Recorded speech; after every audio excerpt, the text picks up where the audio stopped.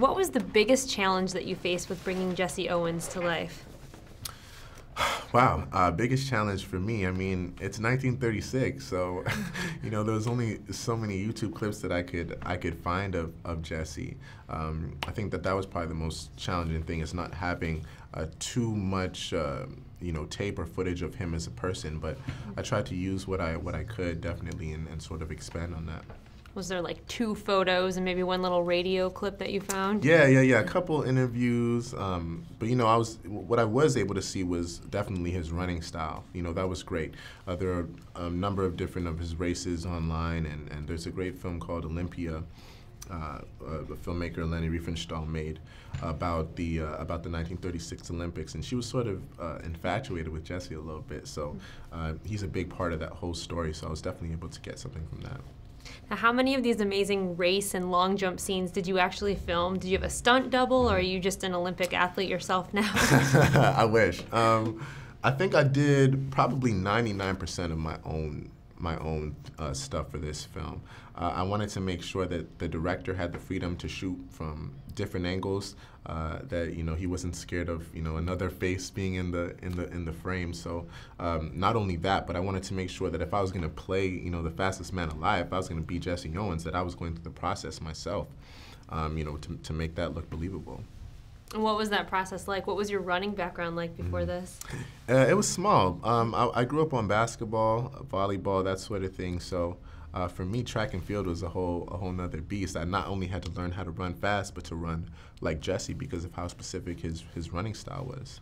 So when you get the call that you get the part, you're probably excited, but then is there a moment where you realize, oh shoot, I have to run now, I have to be fast? Of course, yeah. You're obviously excited, but then you realize just the work that, you know, the work that's in front of you.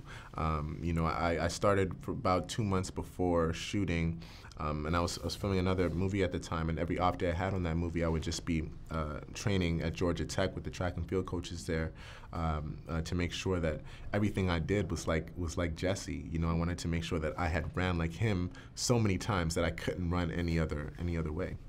Because you're basically the most ripped human being I've ever seen in this film. Thank you for What that. was your training process like? Were you in the gym? Were you on a special diet? Yeah. No, definitely had to cut down my body fat extremely. You know, it was a little bit of weight training, though Jesse wasn't a huge guy, but very, very cut, you know, very little body fat. When you're playing someone who's a world-class athlete, a 4-time gold medalist, you know, I knew that I had to put the work in. So I was probably in the best shape of my life for this film. Now, John Boyega was originally cast to play Jesse and then got the call for Star Wars. Yeah. So how did you get on board, and were you super excited and secretly a little happy that it didn't work out for him? No. I think it's great that he went on to do Star Wars and left this open for me. You know, I couldn't, obviously two amazing films and stories to tell, but you know, I'm happy for John and what he was able to do, but I'm happier that he gave the job to me.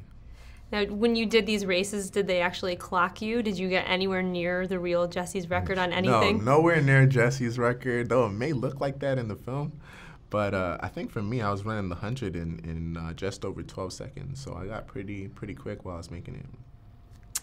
And why should people see this film? What makes this version of Jesse Owens' story different than other renditions that we've seen?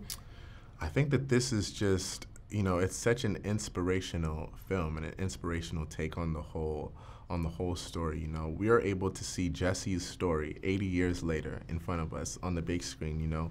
And to me, what I got the most from just reading the script and being a part of the whole shooting process was, you know, every day I just felt inspired by what this man was able to overcome, you know, to accomplish greatness. And if you can look at it, Jesse had nothing handed to him, you know. He had to work hard for every single thing that he got, so it was very, very well deserved. And if people can look at a guy like Jesse Owens and think, if he could do what he did at a time in which he did it, then there's no excuse for me to be able to accomplish great things. So if anything, I just want people to be inspired.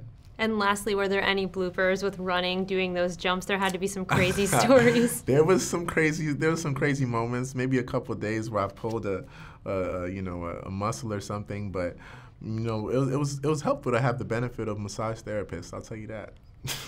Awesome. Yeah. Well, great job in the film. You do look like the fastest man in the world. Thank so you. I appreciate it. very well done. Pleasure.